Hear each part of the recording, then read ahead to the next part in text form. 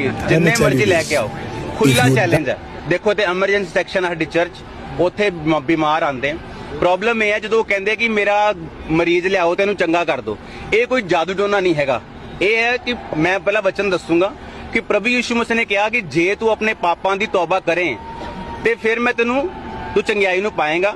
38 साल का रोगी सी बाइबल च प्रभु ने उन्होंने चंगा किया ते प्रभु ने उन्होंने चंगा करने तो बाद क्या फिर तो पाप ना करी इंज ना होवे इस तो भारी मुसीबत तेरे ते आवे। तो ये मरीज लैओ जिन्ने बंदे भी है ਅਸੀਂ ਪਹਿਲਾਂ वचन देवांगे कि ਤੁਸੀਂ प्रभु यीशु मसीह ਨੂੰ अपना उद्धारकर्ता ਮੰਨਦੇ ਹੋ पाप ਛੱਡਣ ਨੂੰ ਤਿਆਰ ਹੋ व्यभिचार ਛੱਡਣ ਨੂੰ ਤਿਆਰ ਹੋ ਚੋਰੀਆਂ ਛੱਡਣ ਨੂੰ ਤਿਆਰ ਹੋ धर्म चेंज नहीं करना पाप छड़ना तुम प्रभु यीशु मसीह ने अपना उद्धारकर्ता ग्रहण करना उस तो बाद असीं प्रार्थना करांगे परमेश्वर चंगा करेगा है ना। ये कोई जादू टूना नहीं है, ये कोई ऐदा नहीं कि मेरे को शक्ति है। मैं प्रचार करूंगा कि प्रभु यीशु मसीह ने कहा कि पाप जड़ा है ना वो वजह है बीमारियां दी दुखा दी। जो परमेश्वर ने आदम ते हवा नूं बनाया पाप नहीं सीगा ते ना बीमारियां सी ना धरती ते शराब सीगे। चलो मोर ख्रीष्टीय भाई भण माने आपण मानकु स्वागत करूछि मोसेस न्यूज टीवी रे।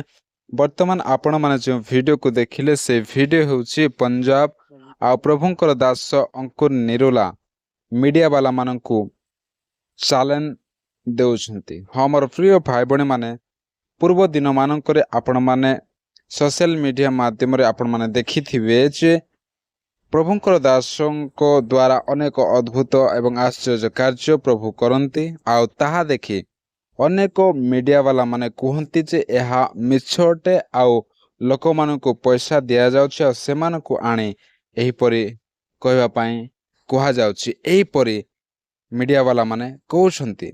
सेति पई प्रभुंकर दास आज से मीडिया वाला मानकु चैलेंज करूछंती तुमर इच्छा अनुसार तुमे आण रोगी को निश्चित भाव में प्रभु ठीक करिवे आ पाप को परित्याग करी यीशु ख्रीष्ट को उद्धार कर्ता रूप में ग्रहण कले प्रभु निश्चित भाव में ठीक करिवे बोली तांके कहउछंती।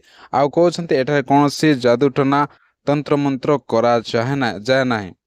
आ गोटे विषय कहउछंती प्रभु यीशु ख्रीष्ट 38 वर्षर जने रोगी थिले तांको प्रभु आरोग्यता प्रदान कले आ तांको कहले जाओ तुमे पुणी थरे पाप कर नाही बोली कहले।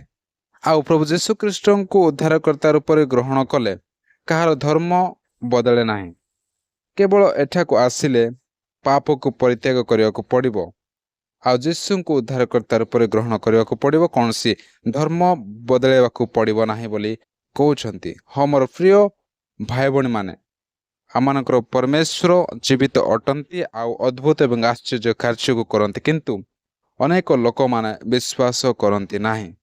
आउ प्रभुंको दासंको द्वारा मध्य परमेश्वर आश्चर्य कार्य करंती कहीं परमेश्वर ताहा गोटे गिफ्ट अटे आउ से गिफ्ट को प्रभुंकर दास मानकु देइछंती आउ तांको माध्यम रे प्रभु अनेक आश्चर्य एवं अद्भुत कार्य को करंती।